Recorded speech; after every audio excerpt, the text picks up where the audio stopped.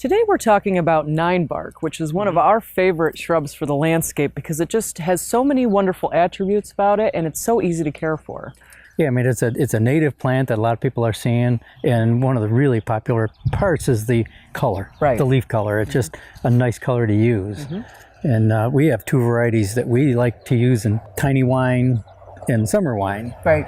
But one of the issues we've run into is, as Liz has in her hand here, is there are some disease issues showing up. Sure. This sample that I have that's got the powdery mildew is actually a variety called Coppertina, which a few years back was one of our favorites and we like to use it a lot. This is a great plant with a lot of beautiful attributes, but it is a little bit more susceptible to this disease issue. Yeah, we found that summer wine, this one here, is one of the most resistant varieties, and we have much less problem with it. Right.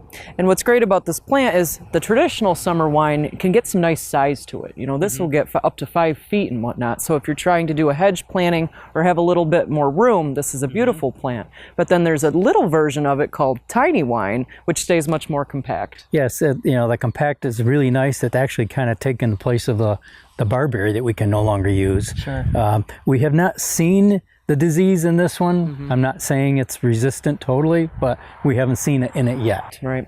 And what is the recommended course of action if you do see the powdery mildew? Well, one is prune it out, Sure. if it makes sense. It can be sprayed with a fungicide, but it's something that, as long as the weather is cool and damp, you have to do it almost weekly. Right. So it becomes a not really practical thing. Right. If it's really, really bad in the plant, you might want to pull the plant out and put something a little more resistant in.